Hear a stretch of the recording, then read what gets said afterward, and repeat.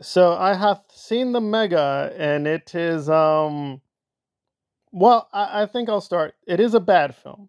However, that's probably the beginning of the conversation, not the end.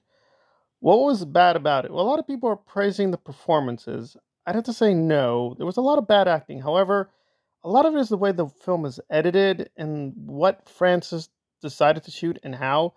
So the performances were sometimes lackluster, and sometimes I couldn't hear people. So certain things were just very weak. Weak editing, weak sound design. Cinematography was great in a few places, but in other places, like, okayish.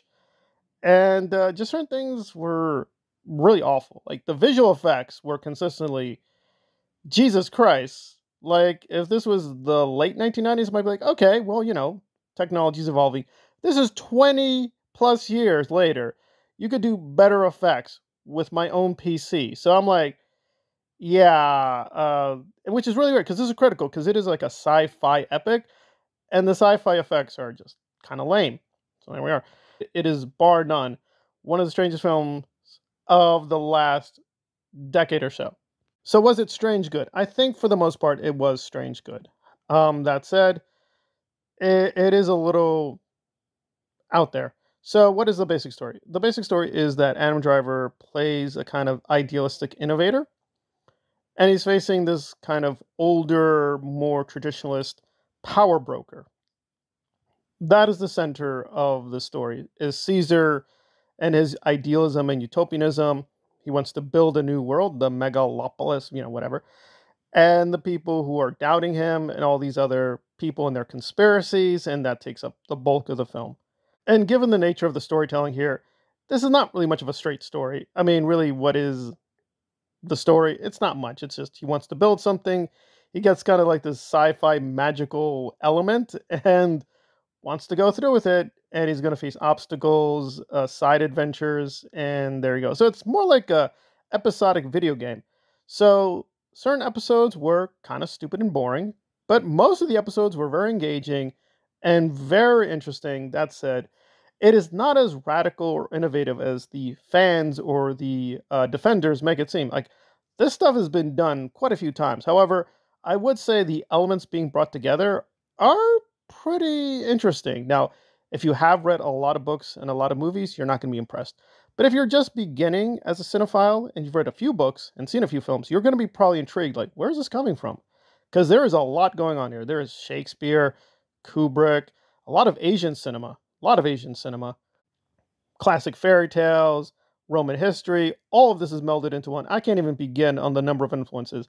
So it is like Tarantino pumped up to 25. It is an insane amount of influences juggling back and forth. And if you're someone who came of age in the 1970s, there are a lot, and I mean a lot of allusions to the 1970s as a decade. So this is not for the casual movie fan. If you just like watching basically generic Hollywood films, you're not going to like this. However, if you're willing to look at something a little bit more crazy and offbeat, this is going to be for you. That said, it is going to be a frustrating, challenging experience because this is, again, not that deep a film. There is deep stuff going on, but he lays it out pretty thick. That America is a new Rome, it's facing a crisis point. We either will look to the future or be stuck with the past, but he gives both sides their argument. And again, the actors are consistently interesting, but the performances are all over the place. It's better to think of this as kind of like mythologies clashing with one another because there are no real characters. I mean, they don't really have any real world reference. I mean, this is not really Adam Driver in any real sense, or he's not even playing an architect or an artist that we know of. It's just melding together different little bits and pieces of Picasso, Ayn Rand, Nietzsche, Jesus Christ. I mean, he goes through every single thing, and then just adds things on top that I don't think really help. Like, the Adam Driver character, Caesar, has an ability. And I'm not even joking. I'm kind of thinking, wait, did he take this? Because I'm not even joking, because there is, well, we'll say it, a lot of sexuality in this film.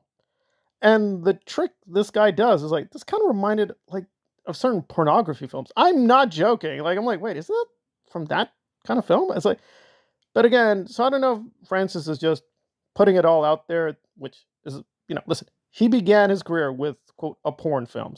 It makes sense that one of his final films is going back to that. He's sampling the fairy tale. He's sampling pornography. He's sampling the epic. He's sampling horror films. He's sampling every imaginable fiction and meshing it into one. So it's not like Luis Borges, where that is brilliant.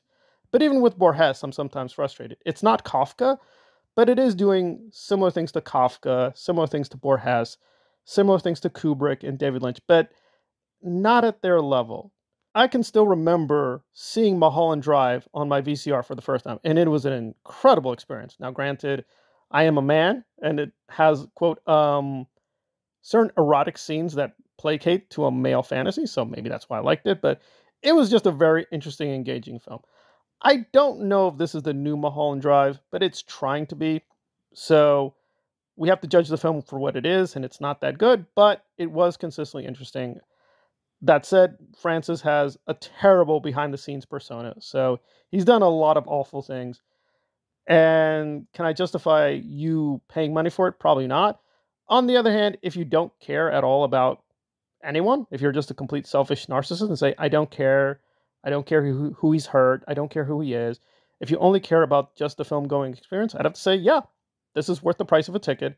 It is not that much better than Madam Web, but it is not as bad as some of these are really bad Hollywood films. So it is not great cinema, but it is solid cinema. And there we are. It's Megalopolis. Get ready. You will not know where this is going. Give it that much. It is an unpredictable, fun, silly ride. But, it could have been a lot better.